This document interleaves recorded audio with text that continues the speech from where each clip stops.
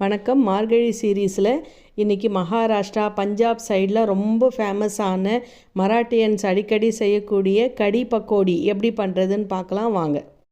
இது ஓரளவு நம்ம மோர் குழம்பு மாடல்லையே தான் இருக்கும். ஆனால் இதில் மெயின் இன்க்ரீடியண்ட்டு கடலை மாவு தான்.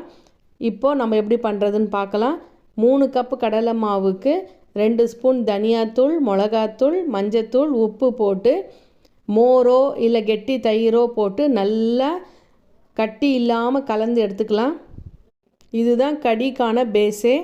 இப்போ இது நல்லா கலந்ததுக்கப்புறமா ஒரு பேனில் கடுகு, ஜீரகம், காஞ்ச மிளகா விட்டு சிம்மில் வச்சு இப்போ நம்ம நல்லா கலந்து இருக்கிறது கட்டி இல்லாமல் இதில் விட்டுடலாம். இது ரொம்ப கொதி வரக்கூடாது, ஓரளவு சிம்மிலேயே வச்சு இருக்கணும்.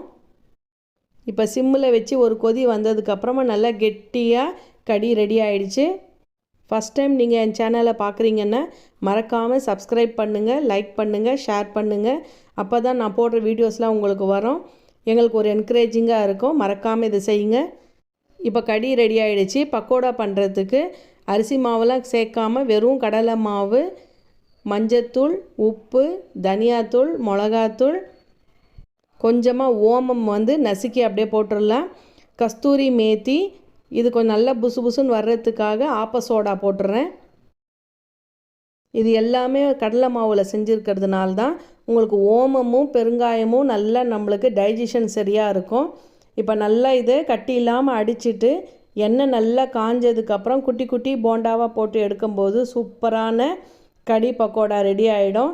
இது உங்களுக்கு வின்டர் சீசன் தான் அங்கே அடிக்கடி செய்வாங்க நார்த் சைடில். சுட சுட சாதத்தோடு இந்த கடி பக்கோடா போட்டு சாப்பிடும்போது அவ்வளோ டேஸ்ட்டாக இருக்கும். இப்போ இந்த இந்த பக்கோடா போட்டதுக்கு அப்புறமா மேலே டாப்பிங்குக்கு கொஞ்சமாக எண்ணெய் விட்டு ப்ளெயின் மிளகாத்தூள், ஒரு பச்சை மிளகா கீரி இந்த கடிக்கு மேலே போட்டோன்னா அது ரெட்டிஷ் கலரில் நல்லா கொத்தமல்லி போடும்போது க்ரீனு, எல்லோ, ரெட்டு கலரோட இந்த போண்டா அழகாக இருக்கிறது தெரியும். ரொம்ப இது சூப்பராக டேஸ்ட்டாக இருக்கும். மறக்காமல் லைக் பண்ணுங்கள், ஷேர் பண்ணுங்கள். வித்யா மைண்ட் சப்ஸ்கிரைப் பண்ணுங்கள். Tata, bye bye. கடி பக்கோடா செஞ்சு அசத்துங்க.